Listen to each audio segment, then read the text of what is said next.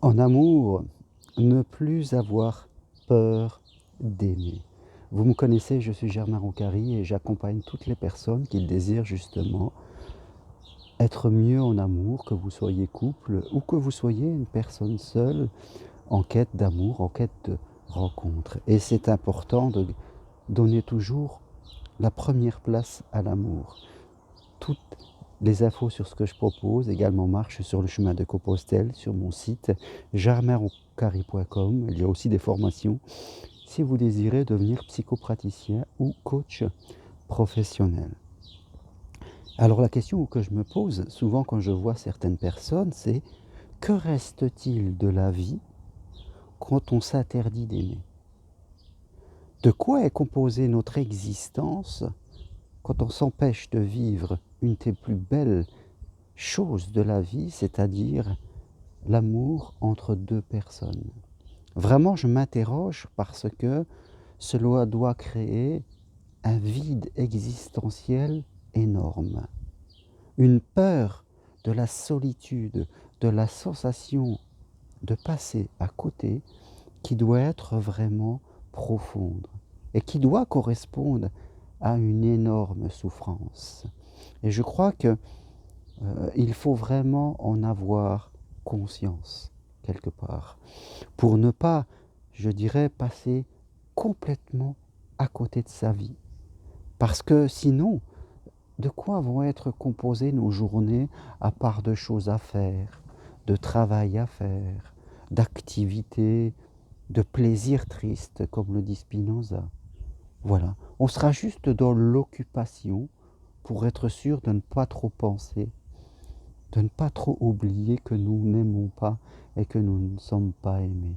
Parce que quand on fait le deuil de l'amour, quand on décide de fermer la porte à l'amour, il faut être capable d'encaisser cette souffrance. C'est pas quelque chose d'anodin que de fermer cette porte. C'est pas comme si, même si on a peur parce qu'on a vécu des choses pas faciles, ce n'est pas une décision anodine de tirer un trait.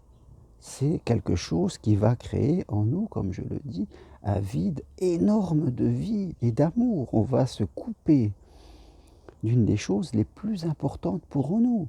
Nous allons être comme une plante qui se couperait de sa possibilité de se ravitailler en eau. Et forcément, avec le temps, elle va s'assécher, elle va perdre de sa couleur, elle va perdre de ce qui fait vraiment d'elle une plante, et elle va finir par mourir avant l'heure. Parce que quand on n'est pas aimé, on meurt avant l'heure.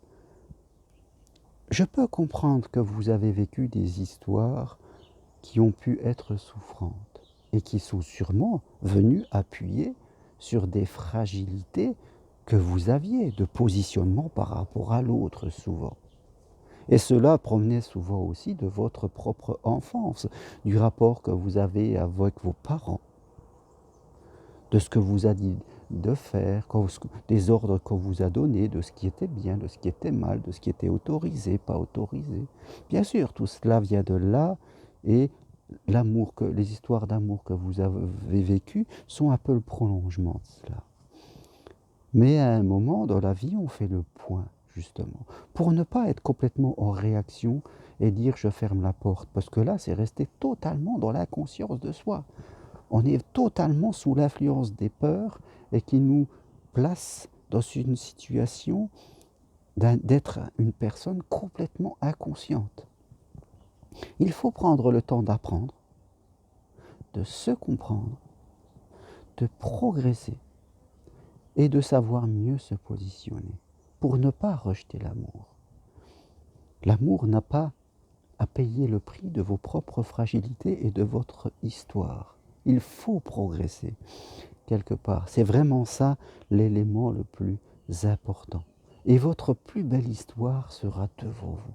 C'est ça vraiment ce que je veux vous dire, c'est que votre plus belle histoire sera devant vous, même si vous avez 50, 60 et plus de 70 ans. Votre plus belle histoire est devant vous si vous apprenez de votre vie.